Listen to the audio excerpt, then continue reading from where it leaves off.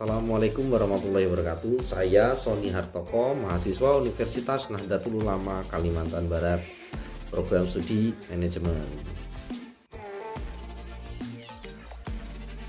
UAS, ujian akhir semester kepemimpinan, mata kuliah kepemimpinan. Jadi konsep kepemimpinan ini saya rangkum menjadi 7 bagian menurut dari sumber buku Cuk Jaka Purwanggono. Jadi saya susun secara deskriptif rangkuman kepemimpinan itu seperti apa. Jadi kita akan bisa melihat yang pertama,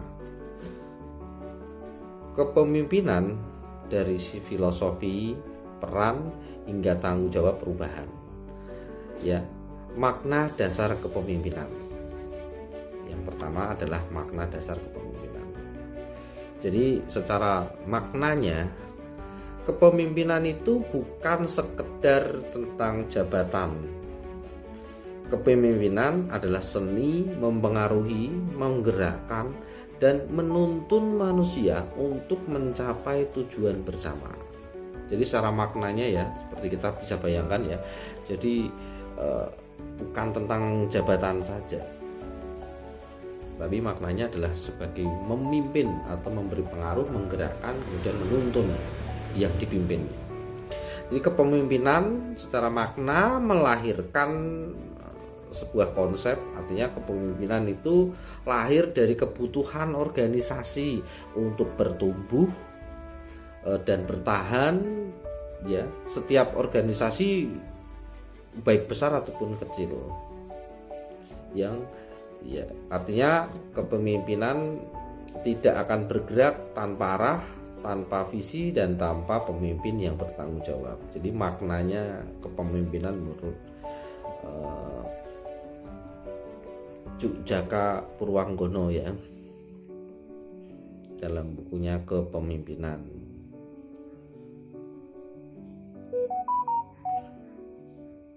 Jadi seperti itu. Yang kedua, filosofis kepemimpinan. Secara filosofis, kepemimpinan itu dianggap sebagai amanah ya oleh si Jaka tadi. Jadi dalam perspektif filosofis, kepemimpinan adalah amanah. Manusia pada hakikatnya diciptakan sebagai pemimpin. Jadi khalifah yang bertugas mengelola sumber daya dengan tanggung jawab moral, sosial, dan spiritual. Artinya menjadi pemimpin bukan tentang kekuasaan, tetapi tentang pertanggungjawaban. Bukan hanya kepada organisasi, tetapi juga kepada nilai dan nurani.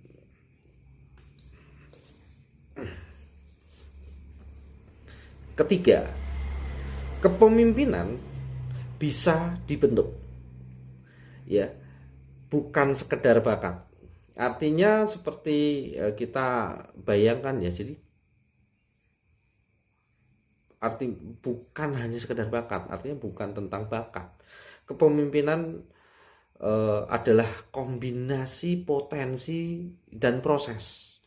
Jadi pemimpin yang unggul adalah mereka yang mau belajar, kemudian ditempa oleh pengalaman, dan kemudian terus mengembangkan diri, sehingga bukan tentang bakat tapi memang proses. Jadi melalui pendidikan, melalui pelatihan, melalui pengalaman.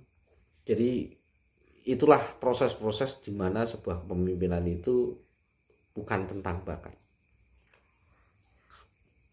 4. Peran utama pemimpin dalam organisasi. Seorang pemimpin memiliki 3 peran kunci. Yang pertama, peran interpersonal. Jadi pemimpin membangun hubungan, memotivasi, dan menjadi simbol kehadiran organisasi. Peran yang kedua, informasional. Artinya pemimpin menjadi penghubung informasi, menyaring, menyampaikan dan mewakili organisasi keluar. Ketiga, peran pengambil keputusan. Jadi pemimpin berani memilih menyelesaikan konflik, mengalokasikan sumber daya dan menghadapi resiko.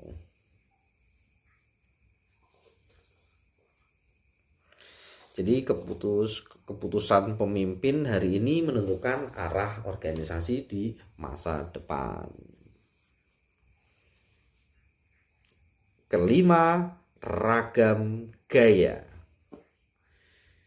Kepemimpinan tidak satu gaya untuk semua. Setiap pemimpin memiliki gaya, antara lain gaya pertama itu otoriter, gaya kedua paternalistik, gaya ketiga laissez-faire, yang keempat demokratik, dan yang kelima karismatik. Namun kepemimpinan yang efektif adalah kepemimpinan situasional. Jadi pemimpin yang mampu membaca kondisi, memahami manusia dan menyesuaikan pendekatan. Pemimpin yang baik tidak kaku pada satu gaya, tetapi bijak dalam memilih cara.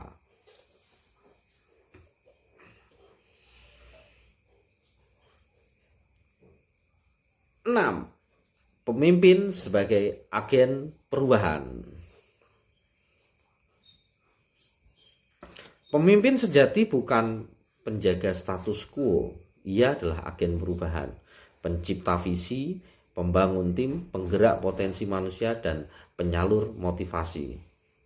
Ketika pemimpin berubah, organisasi bergerak. Ketika pemimpin stagnan, organisasi tertinggal. 7. Pesan reflektif. Jadi kepemimpinan bukan tentang menjadi yang paling berkuasa, tapi tentang menjadi yang paling bertanggung jawab.